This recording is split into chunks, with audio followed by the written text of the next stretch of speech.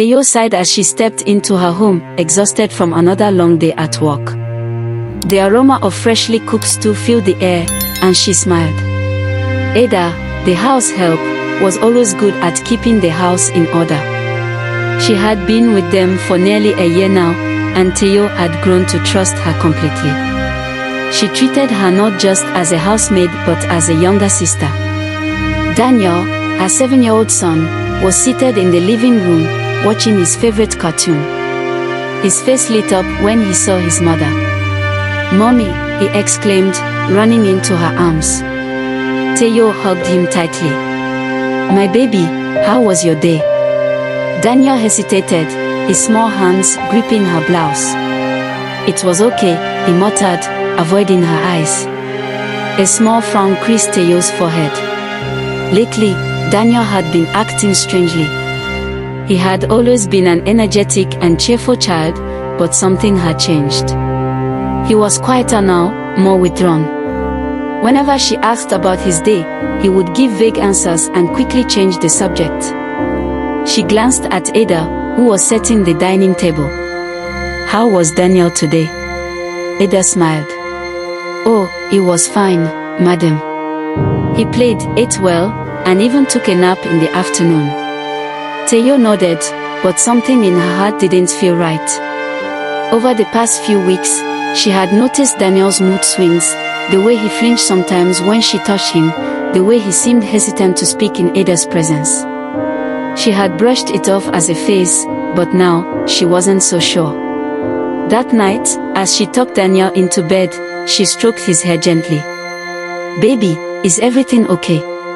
You know you can tell me anything, right?" Daniel nodded but didn't say a word. Teo's heart ached. She kissed his forehead and whispered, "Good night, my love."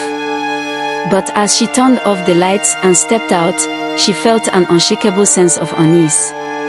The following evening, something happened that sent chills down her spine. She had returned home earlier than usual, hoping to spend more time with Daniel. As she stepped inside, she heard hushed voices from the living room. Quietly, she moved closer. "Remember what I told you," Ada's voice whispered.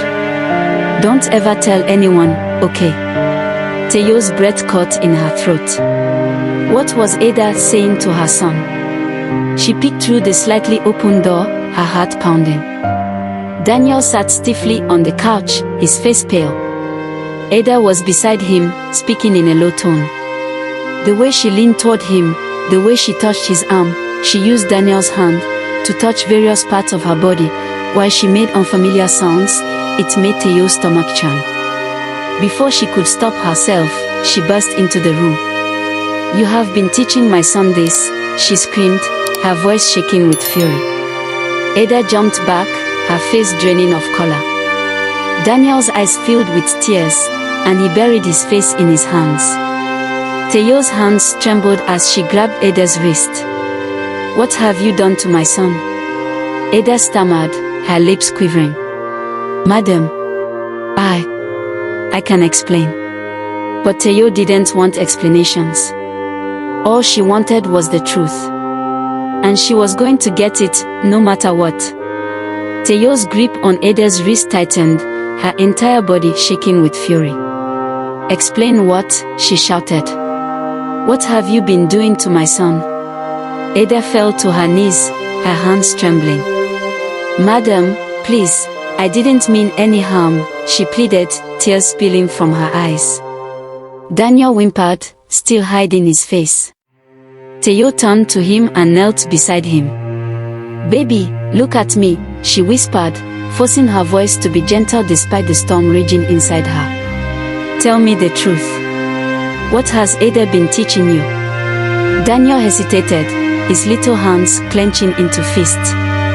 He took a shaky breath and finally whispered, She told me not to tell you, Mommy." His voice cracked, and fresh tears ran down his cheeks. Teo's heart shattered into a million pieces. "It's okay, baby. You can tell me now. I'm here." Daniel sniffled, glancing fearfully at Ada before whispering, She said it's our little secret." His voice was barely audible. She said, "If I told you, you wouldn't love me anymore." Theo gasped, her nails digging into her palms. A wave of nausea rolled over her. She had trusted Ada. She had left her son in her care, thinking he was safe. But all along, she had been poisoning his mind, manipulating him into silence. She stood abruptly and turned to Ada, her entire body trembling. "Get out," she spat, her voice dangerously low. Ada's eyes widened in horror. "Madam, please, Get out," Theo roared, her voice echoing through the house. "Before I do something I will regret." Ada scrambled to her feet, sobbing.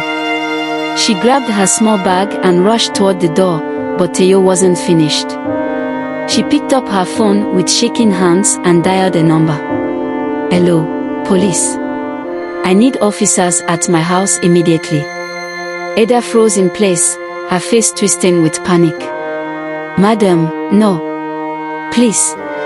I didn't mean." Theo shot her a glare so sharp it could cut through steel. "You will answer for what you've done." Within minutes, sirens blared outside. The sight of the officers filled Theo with a cold satisfaction. Ada tried to plead one last time, but the officers didn't listen. They cuffed her and led her outside. Theo turned back to Daniel, who sat curled up on the couch, still crying. She rushed to him, wrapping him in her arms. "It's over now, my love. You're safe. I promise you, no one will ever hurt you again." Daniel clung to her, sobbing into her chest. Theo closed her eyes, vowing that from this day forward, she would never let her guard down again. She had trusted the wrong person once, but never again. Her son's innocence had been threatened, but she had fought for him. And she would always fight for him. No matter what. The end.